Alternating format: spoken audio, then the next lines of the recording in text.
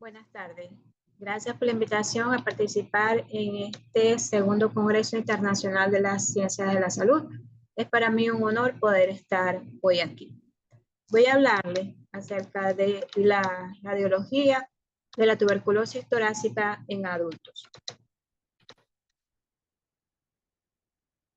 La tuberculosis es una epidemia actualmente que, según la Organización Mundial de la Salud, ocasiona más de 10 millones de enfermos al año y más de 1.7 millones de fallecidos. No hemos podido controlar la tuberculosis y se hace necesario que hagamos diagnósticos oportunos. La radiología es uno de los pilares fundamentales en el diagnóstico. Es por eso que vamos a hablar de ella en la tarde de hoy. Hablaremos sobre los hallazgos de tuberculosis primaria y posprimaria. La nueva terminología, tuberculosis activa. Los signos radiológicos similares a otras enfermedades, recordando que tuberculosis es la gran simuladora. Y, por último, las nuevas técnicas de imagen, ecografía pulmonar y tomografía por emisión de positrones con 18 fluorodesoxiglucosa en tuberculosis. Presentaciones radiológicas de la tuberculosis. Durante muchos años se ha clasificado la tuberculosis en primaria y posprimaria. Son hallazgos que ya están establecidos. Y así tenemos que para tuberculosis primaria encontramos, en primer lugar, consolidación densa y homogénea con predominio de los lóbulos medio e inferior. Y 2, linfadenopatía. 3, enfermedad miliar. Y 4, derrame pleural. Y estos cambios pueden estar solapados, pueden presentar varios en el mismo paciente. Y para tuberculosis postprimaria tenemos nódulos centrolobulillares, signo de árbol en yema, consolidación, opacidades en vidrios esmerilados, cavitación, engrosamiento de la pared bronquial, nódulos miliares y nódulos pulmonar aislados. ¿Cuál es la diferencia entre tuberculosis primaria y postprimaria? Básicamente se ha determinado que es el tiempo. El tiempo que ha transcurrido entre la infección y la enfermedad en tuberculosis primaria debe ser menos de un año. Y para tuberculosis postprimaria, mayor de un año. Y que en la actualidad se considera que la tuberculosis primaria ya no solamente afecta a los niños, sino que el 34% de los adultos tienen tuberculosis primaria. Por eso es sumamente importante que conozcamos todas estas presentaciones radiológicas. En primer lugar, vamos a ver la consolidación de tuberculosis primaria. Se conoce como complejo bipolar de Ghom porque tiene dos componentes. Uno que es neumonía, consolidación, y uno que es ganglio, adenopatía. También puede ser con predominio de la consolidación y menos de la adenopatía o complejo decapitado, como en este caso, que vamos a ver solamente la adenopatía sin consolidación, o en este que solamente hay consolidación sin adenopatía. Todo esto tiende a desaparecer y solamente dejar una cicatriz o una calcificación. En segundo lugar, tenemos la linfadenopatía. La linfadenopatía en la tuberculosis primaria suele ser unilateral, parailiar o paratraqueal, derechas. Y en algunas ocasiones, en un tercio de los pacientes pueden ser bilaterales y suelen estar acompañados de consolidaciones. Y en la tomografía de tórax se va a observar en aquellos los ganglios que miden más de 2 centímetros, una hipodensidad central con un realce periférico. Es lo que caracteriza a los ganglios en tuberculosis. Y se ven con una tomografía de tórax con contraste. La tuberculosis miliar es la manifestación radiológica de la diseminación hematógena. Principalmente son milios, similares a granos de maíz o de trigo, que miden entre 2 a 4 milímetros y tienen una distribución bilateral, difusa, irregular, con mayor tendencia a ubicarse en las bases, ya que son más irrigadas, y también pueden tener consolidaciones focales o difusas. Lo importante de la tuberculosis miliar es que durante las primeras 4 semanas de enfermedad no se van a observar cambios en la radiografía, por lo cual es más sensible utilizar la tomografía de tórax para hacer el diagnóstico, sobre todo en los pacientes con VIH o inmunosuprimidos. Tenemos una tomografía de tórax donde sí se observan los milios. El derrame pleural es la cuarta manifestación radiológica. Suelen ser de gran volumen y unilaterales, pero también pueden ser bilaterales. Bien tolerados por el paciente, son asintomáticos. Se les hace una citoquímica, suelen ser exudados linfocíticos. Y el diagnóstico se hace por biopsia pleural. Pero nunca están solos. Ellos están acompañados de nódulos subpleurales, adenopatías mediastínicas y lesiones parenquimatosas, árbol en yema. Aquí terminamos con tuberculosis primaria. Ahora vamos a ver tuberculosis postprimaria. La primera manifestación son los nódulos centrolobulillares, que son nódulos de 2 a 4 milímetros con una distribución centrolobulillar que generalmente están fusionados con unas opacidades ramificadas lineales que son el árbol en yema, y la ubicación suele ser en los vértices, pero también pueden estar en las bases y alrededor de cavernas tuberculosas o de consolidaciones. Y se acompaña de adenopatías y de calcificación. Este es un paciente con enfermedad de Crohn a quien se le hizo una vaciloscopia y resultó positivo. Y este es un paciente del servicio a quien se le hizo tomografía de tórax y se observan los nódulos centrolobulillares. Tienen una forma de roseta típica y se acompañan de cavernas o de consolidación. En segundo lugar tenemos el árbol en yema. El árbol en yema son opacidades ramificadas lineales. Suelen estar ubicadas en centros lobulillares y también acompañan a cavernas, a consolidaciones y nódulos. La consolidación en la tuberculosis postprimaria tiene unas características diferentes a la de la tuberculosis primaria. ¿Por qué? Porque en este caso se ha establecido que la ubicación es en los segmentos apicales y posteriores de los lóbulos superiores y en los segmentos apicales de los lóbulos inferiores. Sin embargo, actualmente se sabe que puede tener cualquier localización. Esta radiografía es de una paciente de 21 años, quien presentó tos de 4 meses de evolución. Se le hace la radiografía y se observa una radiopacidad que es poco densa, heterogénea, que ocupa todo el hemitórax izquierdo, con área de hipertransparencia en el lóbulo superior izquierdo y también en la base derecha. Se le solicita la tomografía de tórax y se observan múltiples cavidades en el tercio superior izquierdo, también árbol en yema, consolidaciones, múltiples nódulos y cavitaciones y árbol en yema en la base izquierda. Se le solicita la vaciloscopia, resultados positiva, 3 cruces.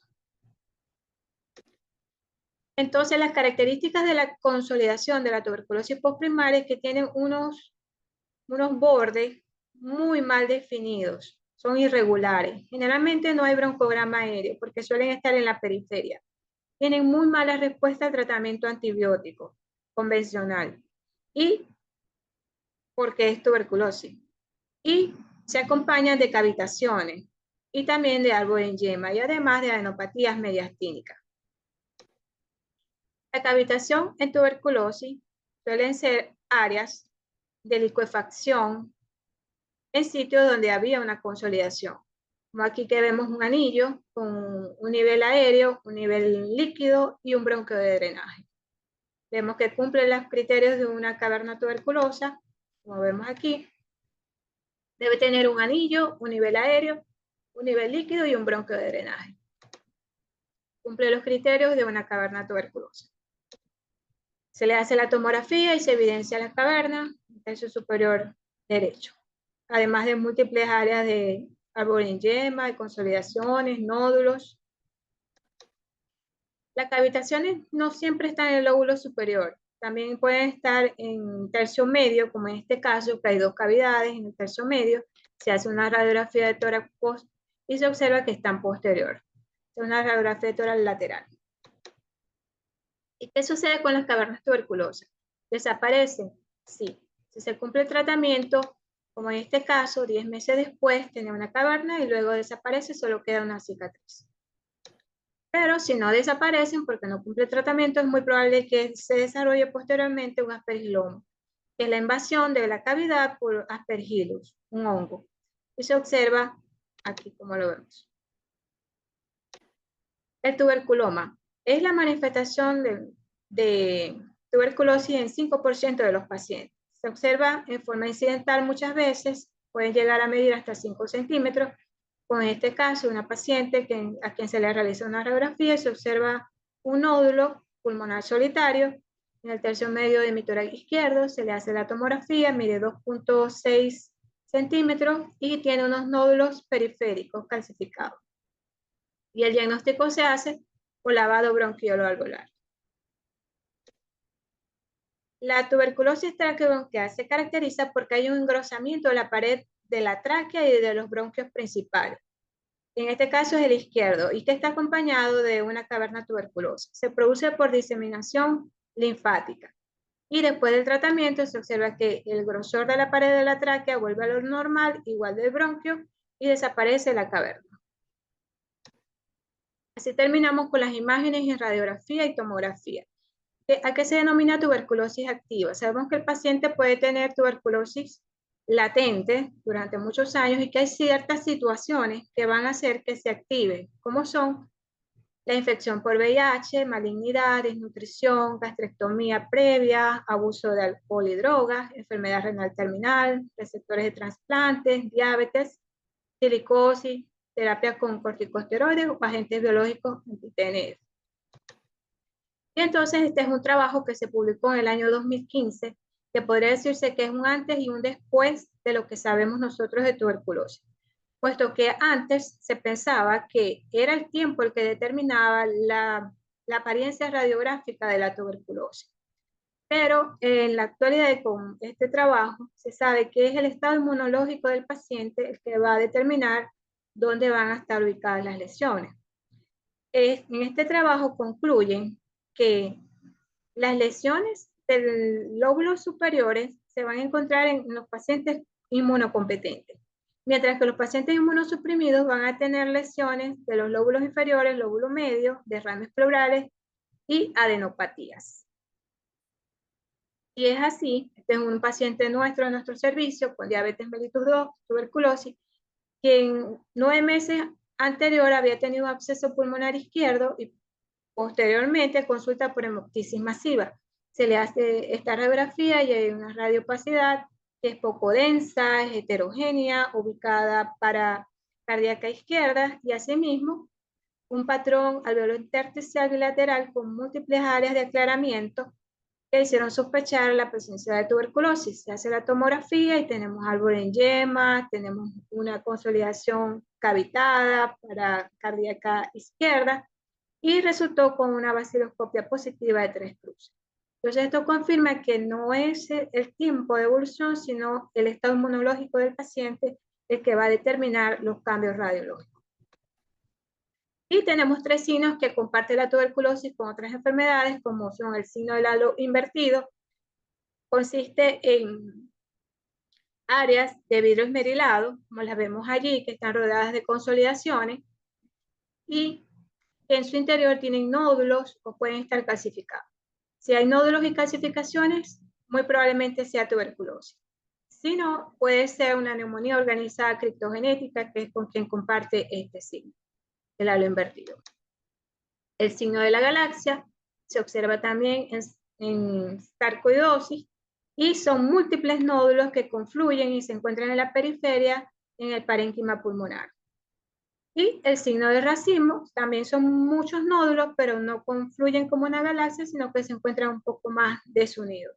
Y también se encuentran en sarcoidosis. Terminamos con radiografía y tomografía. Ahora vamos a ver la técnica que puede utilizarse actualmente en tuberculosis, como es la ecografía pulmonar. Y esto es por un trabajo que se hizo el año pasado, donde se analizó si era positivo o no utilizar la ecografía en tuberculosis. Y se sabe que la tomografía es positiva en todos los pacientes con tuberculosis que están con BK positivo. Pero en aquellos pacientes a los que solo se les hace ultrasonido, solamente un 96.3%. En el caso de estos pacientes que fueron analizados, fueron 82 pacientes que tenían sospecha de tuberculosis, se les hizo un ecograma pulmonar a los 3 días de su ingreso.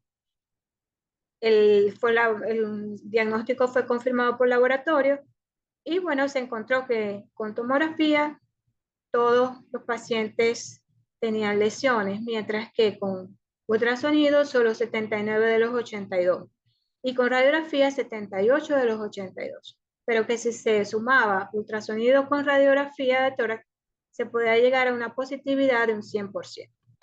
Estas son las lesiones que ellos encontraron. La consolidación con broncograma aéreo con signo de tejido. Consolidación sin broncograma aéreo, signo de tejido. Un paciente, estas imágenes corresponden al mismo paciente que tenía un derrame pleural derecho por radiografía. Al hacerle la tomografía se encontró que era bilateral y al hacerle el ecograma se encontró que había múltiples bridas. Estaba aceptado, tabicado, ambos. La consolidación con cavitación se puede ver también con ecografía. Lo tenemos. Y un nódulo pleural simple, aquí lo tenemos, con la imagen en ecografía. Y por último, la tuberculosis miliar. También se puede observar en ecografía pulmonar. Y por último, la tomografía por emisión de positrones con fluorodesoxiglucosa. Sabemos que la fluorodesoxiglucosa es un análogo de la glucosa que es un radiomarcador, que tiene gran avidez por los tejidos tumorales, pero también por aquellas células inflamatorias como los macrófagos y los linfocitos de la tuberculosis. Es por ello que este es un estudio que se hizo, el PREDICT-TB, donde a 124 participantes con edades entre 18 y 75 se les hizo el CT-PET al inicio y después a las 4 semanas de su tratamiento. Y se observó que había de las lesiones iniciales, tenían nuevas lesiones a las 4 semanas y se comprueba si la diseminación broncógena de la tuberculosis. Y esto es sumamente importante para evaluar la respuesta al tratamiento antituberculoso. El segundo trabajo es este que se publicó en el año 2020 y ellos concluyen que la CT-PET puede localizar los sitios de enfermedad y su extensión y que tiene alta sensibilidad para tuberculosis activa. Y tenemos un paciente a quien se le hizo la exploración con el CT-PET y se encontró que tenía consolidaciones bilaterales, también tenía una caverna y un derrame pleural incipiente. Y por último, lo más nuevo de este año, de enero de 2023, que aquellos pacientes que ya han sido curados, que se les ha dado de alta, si se les hace esta técnica de imágenes, se puede identificar aquellos que aún albergan bacilos vivos capaces de causar una recaída. Como conclusión, la radiología es uno de los pilares fundamentales en el diagnóstico de la tuberculosis. Puede haber solapamiento de cambios radiológicos o combinaciones. El estado inmunológico determina los cambios radiológicos. Y existen nuevas técnicas que podemos aplicar para el diagnóstico de tuberculosis, como son la ecografía pulmonar y el CT-PET con 18 fluorodesoxiglucosa. Por su atención, muchas gracias. Y termino con uno de los lemas de mi profesor, Adolfo Urrutia, en el Hospital General del Sur, donde me formé. La tuberculosis es la hija de la pobreza. Podemos anexarle y de la inmunosupresión. Muchas gracias.